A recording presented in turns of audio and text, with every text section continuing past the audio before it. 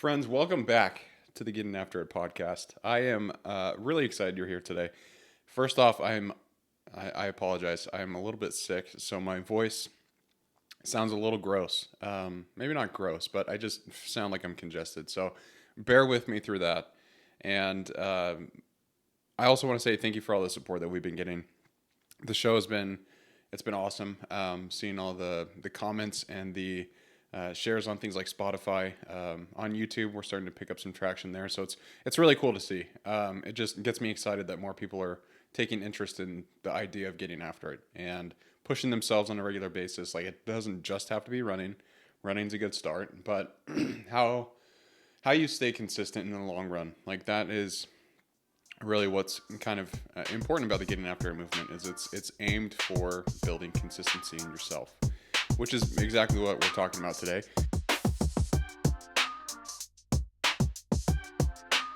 This is kind of a part two to the episode 162 that unfortunately Spotify has taken down. I submitted an appeal, but had some copyright music in there, so they took it down.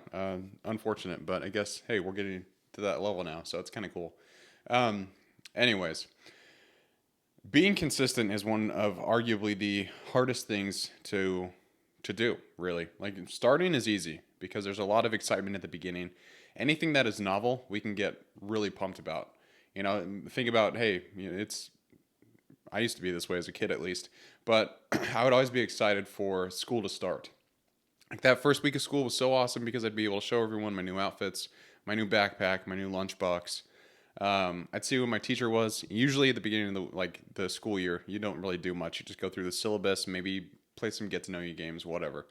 Um, and that kind of goes away pretty quickly, right? Like once you get back into school, you start getting homework, you start studying subjects that are a little difficult for you. Then hey, that excitement kind of dies away, and it's the same kind of story with everything that we do. And I hear it a lot from runners that I talk to is it's just the hardest part of actually doing the thing is staying consistent and making sure that you're still putting in the reps, still showing up for yourself. And again, this doesn't necessarily have to be just about running, but I think it's a great analogy. Doing anything difficult, that's a good analogy to think about with this episode. And so things like weightlifting, things like training for a sport or running, starting a business, like starting a family, anything that's difficult, how do you remain consistent? How do you perform to the best of your abilities each and every day, especially when you don't want to? Like when that time comes, and everyone deals with this, is when you are grinding, you're pushing yourself, you're starting to either get burnt out, you're starting to get tired, you're starting to get bored, you're getting fatigued with whatever you're doing. But that's when you have to look back at whatever you're doing. Like you have to think about your goal and say, hey, I'm still in this. And you have to show up for yourself. Um, the reality of inconsistency, though, is it's human nature. Like in all honesty, it really is human nature. Like everyone's been inconsistent at some point, including myself. There have been days where I've stared at my shoes more as enemies rather than something that's going to help me accomplish my goal. And I'll get to the gym and I'm just like, I do not want to do this. I don't want to lift. I'm tired. Or I get to the trailhead and I'm like, I am really not looking forward to what's coming over these next 2.5 hours. Like whatever it is, you can kind of get burnt out a little bit, and um, sometimes it's burnout, sometimes it's boredom, and sometimes it's just life being heavy at the time. Like there's a lot that's going on, and we all deal with different things, and so it's difficult to go through that. But honestly, that should give you some reassurance that you're not broken, you're not failing in any way. It's just honestly, it's human nature at that point. Like we all fall off the wagon every now and then. What's important is that we get back on. Like that is the most critical thing I could tell you when we talk about consistency is if you ever notice in yourself there's a lack of consistency, you're starting to get inconsistent with your habits, and you notice that in yourself, the first thing that you need to do is immediately get back on. Like start as small as you can. Just do whatever you can do that day. Like for example, if your goal is to train for a race and you've kind of fallen off, run a mile that day that you notice that. Be like, okay, well, let's at least get this momentum going. because with consistency, momentum is going to be the biggest help in this journey. Like, you have to maintain momentum. You have to keep that going, because otherwise you run the risk of, like I said, burning out, getting bored, or a number of other things you might run into. But at least jumping back on as soon as you can, that'll help you at least, stay focused on your goal and hopefully get back on track. Because that really is what's important. And, we call that resilience, being able to stay with something for a long time. And when you do get knocked down, you get back up and you just keep on going, you keep on fighting. And consistency requires resilience, because there are days when you're fatigued and you're exhausted, and things are pretty difficult to pursue, and you just have to keep taking one step in front of another, and until you get to that point to where you are starting to make that progress again, and remain consistent on your goals. But just remember that it's something that we all face. Inconsistency and those kind of problems that we deal with, they're human problems. They're not a you problem. They're not a me problem. Everyone has to deal with them. And that's the important rule, is that you just try. You just try to get back on track. And for me with running, if I ever notice myself slipping, or if I ever notice how like I'm exhausted and I am tired, I can't train. That's an important thing for me. It's like understanding when you're just tired, or understanding when you need a day to rest. And to be honest, I'm not great with this yet. But one thing that does help me is if I start a run, I usually try and just do 1 mile, right? And this is going back to the start small kind of things, just maintain that momentum. I'll say, hey, if I run a mile and I'm not doing great at the end of it, then maybe I'll pull back and take a rest day. And so I start the mile, and depending on how I feel after that mile, I'll either keep going or pull back and say, no, I need a day. It's rare when that happens, but it's important to be able to lean back on that and just say, hey, I'm going to give it my all. And sometimes your all is going to look like a mile. Like, that is still consistency. That is still putting your goals out there. It's just, you might need some time to recover, and that's completely fine too. You just have to listen to your body, and you need to learn what it feels like when you're going in the red line for so long. And also, when you're starting to feel better and go smoothly that way. So just a couple things to think about there is, what's the smallest thing that you could do to maintain that momentum with your goals? What are some triggers that you could use to help you stay on track when things get difficult, and maintain that motivation when it's arguably not there? Like, that's important to do. You also need to remember your why. Like, a big part of consistency is remembering why you're doing something in the first place. And for me, like, running's kind of nice because I usually train for races. Like, I have a 50-mile race coming up in April, and if I don't train for that, then I'm going to be in a lot of trouble April 18th when I go and run my first 50-mile race. And so that's like a good reason for me to push myself. But I lean back on the why. My true why for why I run is basically because I know what it's like to not be able to. I was told by doctors that I, ran the risk of having a heart attack if I ran a half marathon. And that sucked. That was not fun. And I know there's so many other people out there who don't have that opportunity. So I always remember those people too. I try and think of them. That keeps me going. And that's my main why for why I run. And the podcast, like, the reason I keep these episodes coming every single week, and I push them out to as many people as I can. I try and get this message out to people, is because I know how beneficial it has been in my life. And I know that it can really do well for others, as like same kind of thing. I know it can really do wonders for people who apply these principles into their lives. Like, you will become someone who you never thought was possible. And that's why I think it's so cool. It's because everyone goes through these transformations. And by the end of it, everyone has way more confidence when they do apply these principles correctly. And like, I think of Drew, I think of my mom, who's been getting after it for years. Like Allie, her brother. There's so many people who I just look to who are really trying to achieve greatness in their lives. And it's through small steps. It's not through major steps that seem like an overnight success. No, it's the small and consistent ones that really, really build people up and really do wonders for others. And one part of, like, I hear this a lot too. When I talk to people who say they're not consistent or anything like that, they will say that. They'll be like, "Oh yeah, I know, I'm just not a consistent person. Like I can't stay with something for so long." And then they'll list off their excuses like, "Oh, I get bored. I'm fatigued a lot. I have a job. I have to go home and be with my family." Like all these things, which are valid excuses, but at the end of the day, it's like, okay, well, does it matter to you enough to make time for it? Because arguably, I think any pursuit that you want to do, you can find time in your day to make it happen. You can cut down screen time.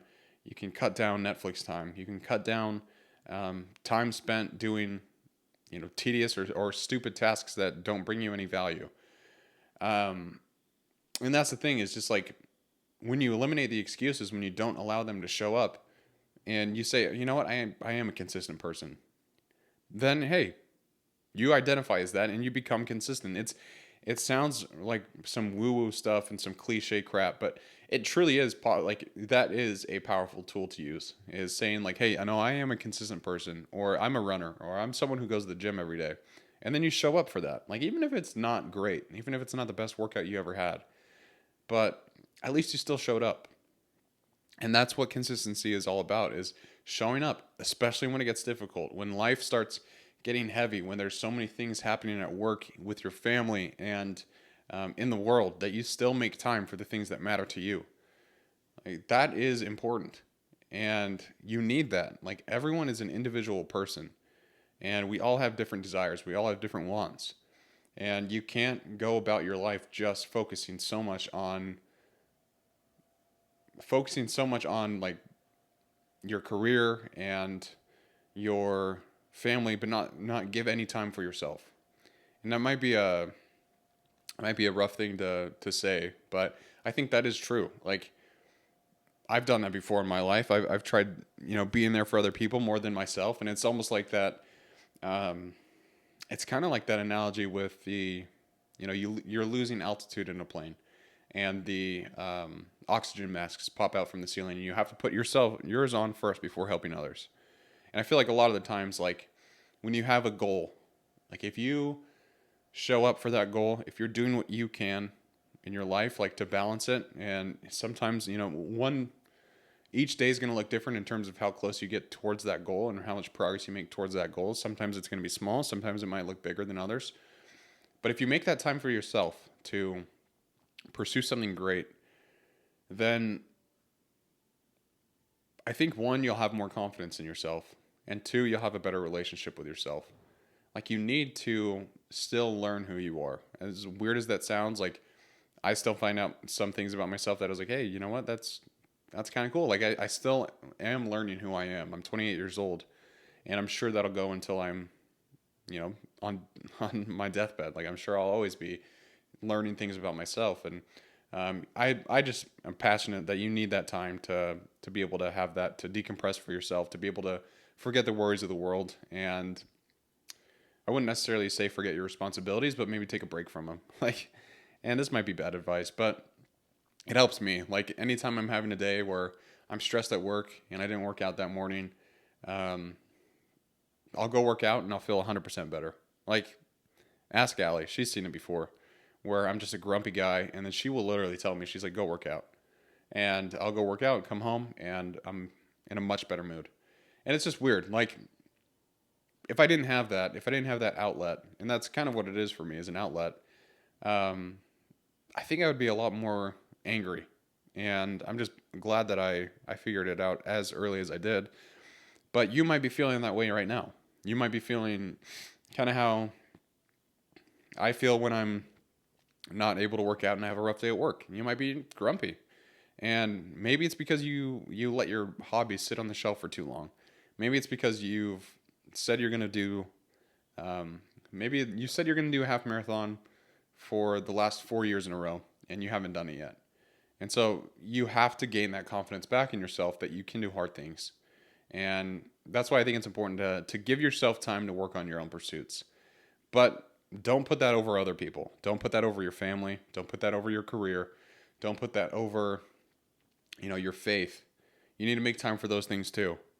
Like this should be but make sure you're just balancing um, time for others as well as time for you. Like you need that just as much as anyone else. Like do not allow yourself to fall off in that way. But really quickly, I want to talk about dealing with fatigue and burnout because I feel like that's a common thing that many people struggle with, including myself. Like that is something that I still deal with to this game or to this day. But I've realized that fatigue is actually just part of the game. That is part of the game. Some days you push through it, like I mentioned earlier, but other days you need a rest so you can come back stronger. And again, I'm still learning this. I've pushed too hard. I've ignored the signals many times.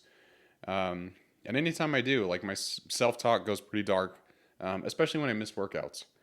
Um, but what I'm learning is that rest, if done properly, can become a weapon. And burnout isn't necessarily, it's not a sign of weakness from you. It's more feedback. Like, hey, you're in the red line. You're going too hard, too long. Like, let's tone it back a little bit. Let's see what we can do to take those smaller steps to get to that point.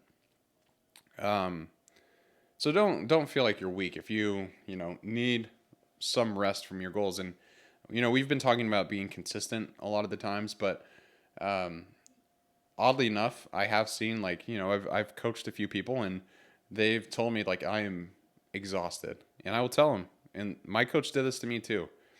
But just saying, hey, listen, just take a week off. Like, do not run. Just take a week off. You might need that. Fuel up, eat good. Um, just take care of your body. And then usually after that week, they come back hungry. Like, they're like, okay, I'm ready to run. Like, I want to get back into the things. And I did that to my coach too. I was like, okay, this is like, I had my rest week. Like, let's get back into things. And again, it doesn't have to be running. Like, if it's a hobby or a business or something else, and you're just burning yourself out, you're burning the candle at both ends, then maybe it's okay to say, okay, I'm just going to take a day from this. Like, I think it would be better for me to not have this cloud my mind all day, every day. And so just take a step back and be like, okay, well, I'll come back to this. Like, there's nothing wrong with that. And as long as you jump back on and keep that momentum rolling, sometimes rest, like I said, if used properly, can be a weapon for you.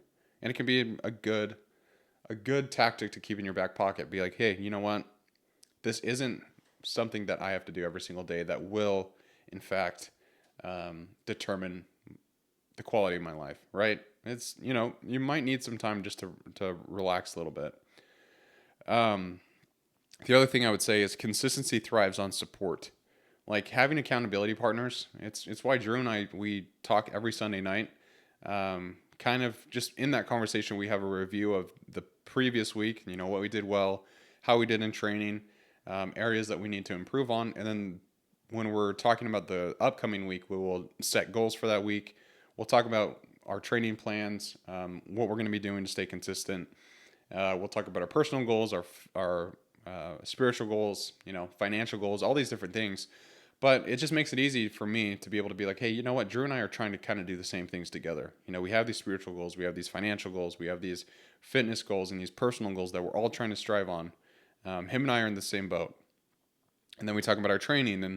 And whenever I'm tired and like I'm having a hard day, I think about Drew or the other people that I'm training with too. It's like they're humans. They probably have the same kind of feelings that I do from time to time, and they're still showing up and pushing through. So I can too.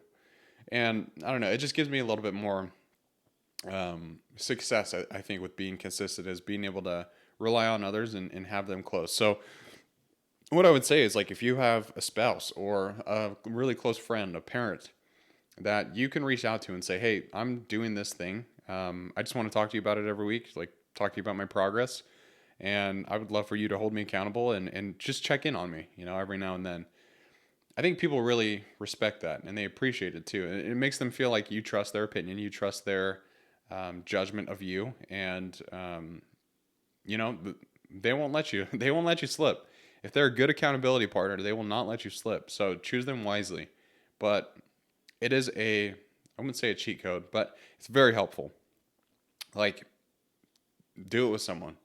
Get a friend, get them into running, get them into training, get them into your business. Like, whatever thing you're trying to pursue, do it with some other people. You don't have to go at this alone. And that's what many people think or I think a lot of people fail with consistency, is they feel like they are, in fact, going at it alone. They feel like they are doing this thing. They're the only ones out there who are pushing themselves the way that they do. And in reality, that's not true. Anyone who's trying to get after it, they're all going to be pushing themselves. They're all going to be trying to do something difficult and really improve their lives just through their actions. And so getting after it, like the whole idea of this community is to build an ecosystem of people who are in that same boat, who can help each other out, who can rely on one another when things get rough, who can give advice, who can chime in, say, hey, listen, I was dealing with burnout a couple weeks ago. Here's what I did. This might help you. And everyone's story is going to be different. That's what getting after it also emphasizes, is that, hey, listen, we're not from the same circumstances. We're not from the same places. We're different body types, different athletic types, but we're all trying to do something difficult. We're all trying to make progress in our own ways. And we want to help each and every single one of the people in the community get there. That's the goal. There's enough to go around for everyone for success. And anyone who tells you otherwise is a loser, and you should get them out of your life. Everyone can be successful. And it's easier to do it with other people. So if you're listening to this, I just want to push you this week to maybe find a few more things you can be consistent about. Really take a audit of your habits, your choices, and what you do, and see if there's some things that you can improve. Most likely there are. And when you find that, don't feel like you're broken. Just take it as feedback that you can get better, that you can improve, because you can. And that's what this is all about, is just slowly getting better each and every day. So I hope that this helped at all. If you're dealing with inconsistency, or if you're just looking to be a little bit more consistent, I hope some of these things that I said can help you on that path. And if it helped at all, please leave a like on Spotify or Apple Podcasts or YouTube. It all helps, and at least just gives it a little more traction in the algorithm to get up on more people's feeds. So appreciate your guys' support. Thank you so much for listening to this episode, and as always, keep getting after it. Thanks, guys.